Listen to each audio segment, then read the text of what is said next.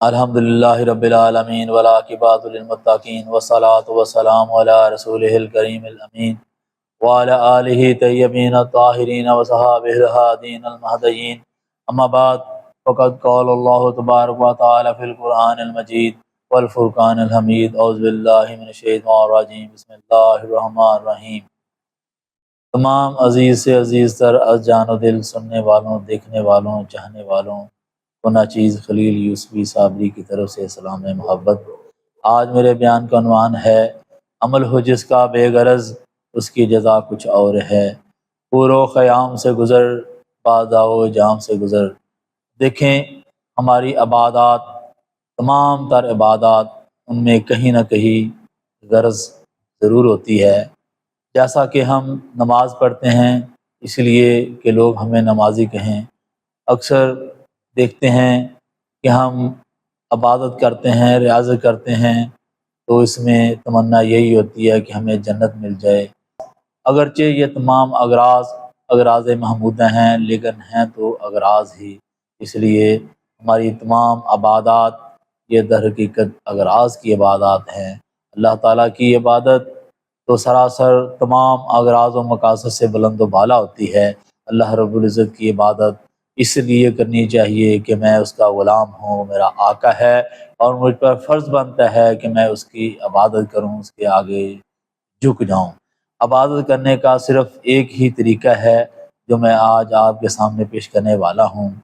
آپ اپنی نفی کرتے جائیں، آپ وضو کرنے لگے ہیں، خیال پیدا کریں کہ وضو میں نہیں کر رہا، اس ذات قدس نے مجھے اٹھایا، مجھے توفیق دی، میرے اندر طاقت ڈال دی، جس نے مجھے وضو کرنے پر آمادہ کیا۔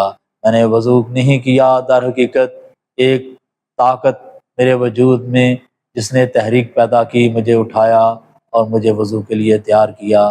وضو کیا، پھر قیام کیا، پھر رکوع کیا، پھر سجدہ کیا، پھر آپ صبر کریں کہ یہ میرا قیام، یہ میرا رکوع، یہ میرا سجدہ اس کی توفیق کے بغیر ناممکن تھا، اس کے کرم کے بغیر ناممکن تھا۔ اس کا کرم ہوا، اس کی توفیق ہوئی، اس نے اپنا فضل کیا اور مجھے جھکا دیا۔ یہ در حقیقت اپنی نفی ہے اور اللہ رب العزت کی ذات کا اثبات ہے۔ اب یہ تمہاری عبادت خالص ترین عبادت بن جائے گی کیونکہ تو نے اپنی نفی کر دی۔ اب وہ نماز جو ہے، وہ روح جو ہے ہمارے اندر، وہ روح پڑ رہی ہے اور روح اللہ تعالیٰ کی ذات کا ایک امر ہے۔ اور وفی انفسکم افلا تبصرون، اللہ تعالیٰ فرماتے ہیں اپنے وجودوں پر غور کرو، میرے نشانات تمہارے وجودوں کے اندر موجود ہیں، میں شاہرخ سے بھی زیادہ قریب ہوں۔ اب بتائیں جب آپ اپنی نفی کرتے جائیں گے، اپنی نفی کرتے جائیں گے تو کیا ہوگا؟ تو اللہ تعالیٰ کی ذات کا اثبات ہوگا۔ اللہ تعالیٰ کی ذات خود جو تمہارے وجودوں کے اندر اس کے نشانات موجود ہیں، اس کی روح موجود ہے، اب تمہاری نماز کامل سے اکمل ترین ہو جائے گی۔ ایک بچہ اپنے والد کی تعریف نہیں کر سکتا جیسا کہ اس کے والد کی شایان شان ہے۔ اسی طرح آپ ذرا غور کریں، کیا ہم اللہ رب العزت کی شایان شان اللہ تعالیٰ کی تعریف کر سکتے ہیں؟ خواہ وہ نبی ہو، خواہ وہ ولی ہو، خواہ عامی ہو، خواہ صحابی ہو، جس نے بھی تعریف کرنی ہے اپنی استعداد کے مطابق کرنی ہے۔ اس لیے جب ہم عاجزی میں آتے ہیں، اللہ تعالیٰ کی ذات خوش ہو جاتی ہے کہ یہ میرا بندہ عاجزی میں آ گیا، میرے آگے جھک گیا ہے، تو اللہ تعالیٰ کی ذات خوش ہو کر اپنے بندوں کو انعام و کرام سے بھی نواز دیتی ہے۔ لیکن اے طالب صادق، یہ انعام و کرام لے کر تو خوش نہ ہو جانا، اس لیے کہ یہ انعام و کرام تجھے اللہ تعالیٰ کی ذات سے دور کر دیں گے، اللہ تعالیٰ کی ذات سے تجھے غافل کر دیں گے، تو انعام و اکرام میں ہی گم ہو جائے گا۔ سے اللہ تعالیٰ کی ذات سے کبھی بھی انعام و اکرام نہ مانگو، اللہ تعالیٰ کی ذات سے اللہ تعالیٰ کو مانگو۔ اللہ تعالیٰ کی ذات مل گئی، اللہ تعالیٰ ساری کائنات کے مالک ہیں، تمام خزانوں کے مالک ہیں۔ جب مالک مل گیا تو مالک کی ملکیت اشیاء بھی مل جائیں گی۔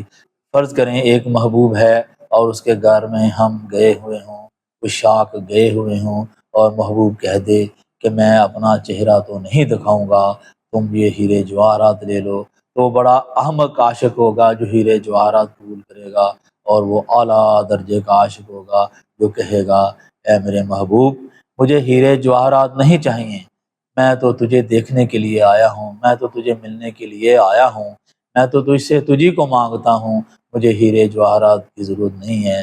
اس لیے تمام اغراض و مقاصد سے بلند و بالا ہو کر اللہ رب العزت کی عبادت کرو، اللہ رب العزت کو چاہو۔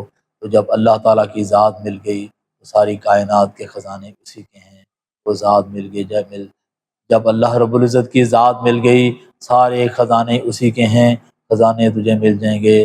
جب محمد مصطفیٰ مل گئے تو ساری کائنات تجھے مل جائے گی۔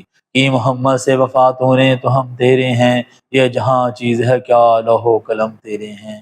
محمد مصطفیٰ صلی اللہ علیہ وآلہ وسلم سے وفا کر کے دیکھ تو صحیح، یہ لوح محفوظ بھی تیرا، یہ قلم بھی تیرا، تو اپنی تقدیر خود لکھ سکتا ہے کہ محمد سے وفات ہونے تو ہم تیرے ہیں، یہ جہاں چیز ہے کیا لوح و قلم تیرے ہیں۔